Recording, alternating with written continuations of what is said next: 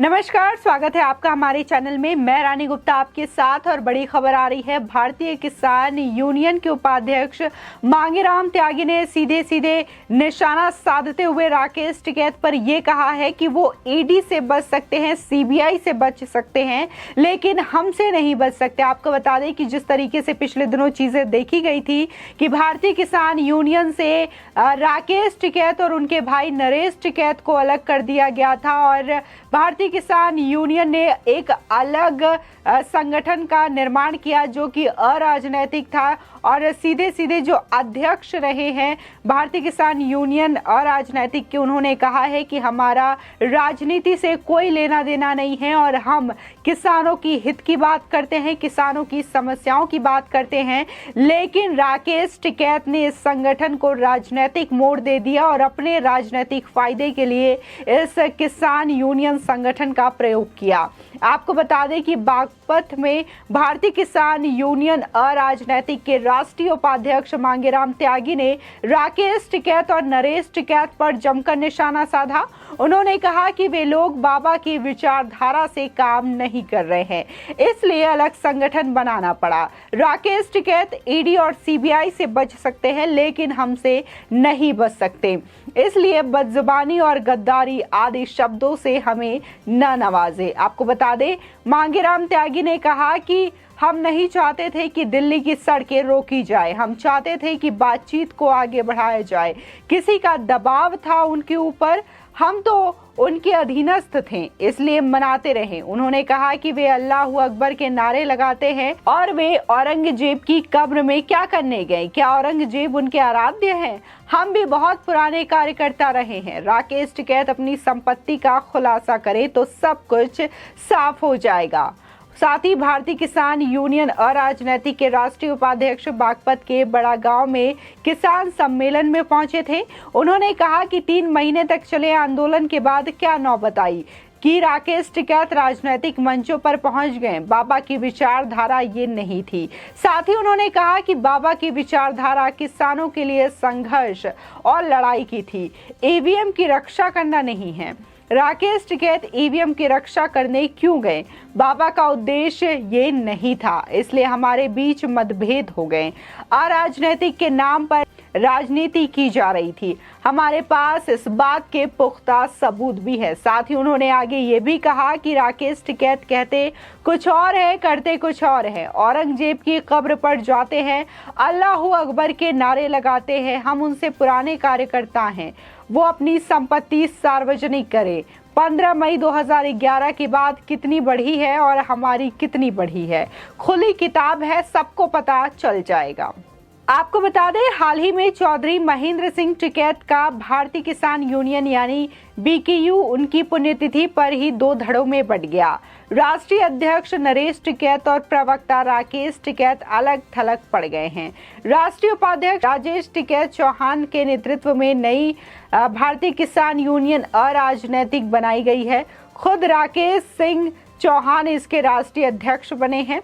साथ ही उन्होंने आरोप लगाया कि नरेश टिकैत और राकेश टिकैत राजनीतिक करने वाले लोग हैं। विधानसभा चुनाव में एक दल का प्रचार करने के लिए कहा गया था। वहीं इसके बाद मुजफ्फरनगर में राकेश टिकैत ने भी अपनी बात रखी। उन्होंने कहा, हमने मनाने की कोशिश की थी, मैं लखनऊ भी गया था, वे टिकैत मान भी गए थे, फिर भी चले गए। लगता है कि ज्यादा प्रेशर था, सरकार अपनी मंशा में कामयाब हो गई। ये सब कुछ सरकार के इशारे पर हुआ है। कुछ लोगों के जाने से संगठन पर असर नहीं पड़ेगा। आपको बता दें कि पहले मीडिया रिपोर्ट्स में बताया गया था कि राकेश टिकैत को भारतीय किसान यूनियन से निकाल दिया गया है और उनके भाई नरेश टिकैत को अध्यक्ष पद से भी हटा दिया गया है। बाद में राजेश सिंह चौहान ने नया संगठन बनाने की ऑफिशियल जानकारी देकर इन चर्चाओं पर विराम लगा दिया। आपको बता दें, राकेश टिकैत 2 दिनों तक लखनऊ में रहकर डैमेज कंट्रोल में जुटे थे, लेकिन वो इसमें सफल नहीं हो पाए। टिकैत का साथ छोड़ने वाले किसान नेता इस बात से खफा हैं कि ये संगठन अब किसानों के मुद्दों को छोड़कर राजनीति की तरफ जा रहा है। लखनऊ में राजेश सिंह चौहान ने प्रेस कॉन्फ्रेंस की। उन्होंने कहा कि कार्यकारिणी के फैसले के बाद मूल भारतीय किसान यूनियन की जगह अब भारतीय किसान यूनियन अराजनैतिक का गठन किया गया है। मेरा 33 सालों का संगठन का इतिहास है। 13 महीनों के आंदोलन के बाद जब हम घर आए तो हमारे नेता राकेश टिकैत राजनीतिक तौर पर प्रेरित दिखाई दिए। हमने उनसे बात की। हमने कहा कि हम अराजनैतिक लोग हैं, हम किसी भी राजनीतिक संगठन के सहयोग में नहीं जाएंगे।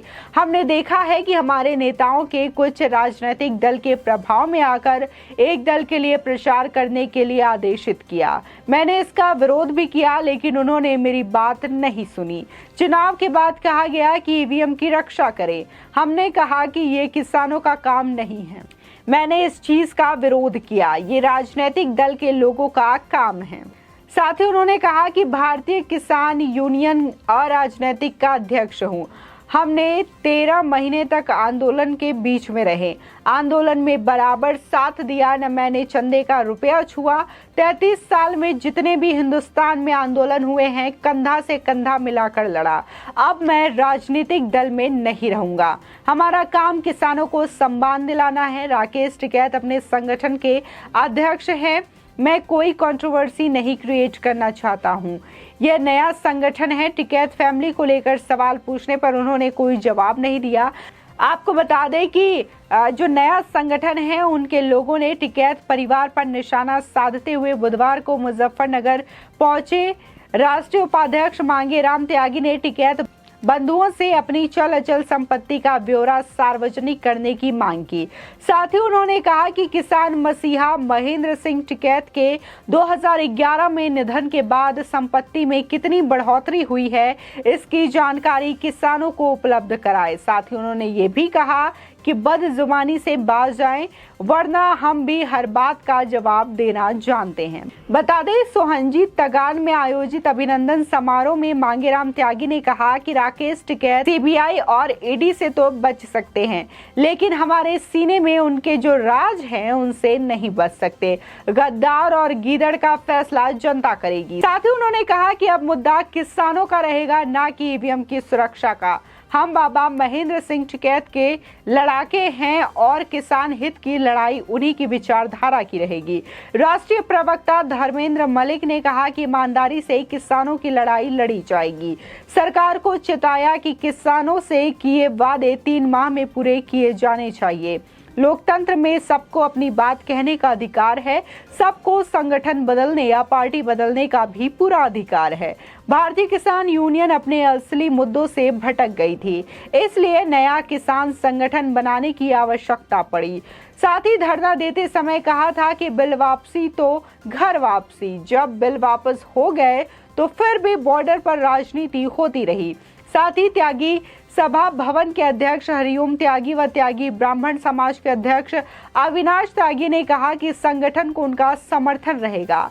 इस दौरान भारतीय किसान यूनियन अराजनैतिक के उपाध्यक्ष मांगेराम त्यागी ने और अन्य पदाधिकारियों का अभिनंदन किया गया। साथ ही कार्यक्रम की अध्यक्षता सतपाल त्यागी और संचालन उमेश त्यागी ने किया। आपको बता दें, धर्मेंद्र मलिक ने बताया कि नीरज बालियान को सहारनपुर मंडल अध्यक्ष, अक्षु त्यागी को युवा इकाई का जिला अध्यक्ष बनाया गया है। इसी के साथ ही भारतीय किसान यूनियन टिकैत के जिला संगठन मंत्री अंकित चौधरी, पूर्व ब्लॉक अध्यक्ष सुधीर पंवार, विनीत त्यागी, पूर्व जिला प्रवक्ता नीतू दुल्हेरा, पूर्व जिला अध्यक्ष नीरज बालियान, जिला महामंत्री अक्षु त्यागी, जिला सचिव धीरज त्यागी, राजपाल तेज लहेड़ा, वीरेंद्र प्रधान, मनीष मुखिया, अर्जुन प्रधान, सतीश भारद्वाज, साहब लाल, संदीप बालियान ने भारतीय किसान यूनियन की सदस्यता से इस्तीफा देकर भारतीय किसान यूनियन अराजनैतिक की सदस्यता ग्रहण की है।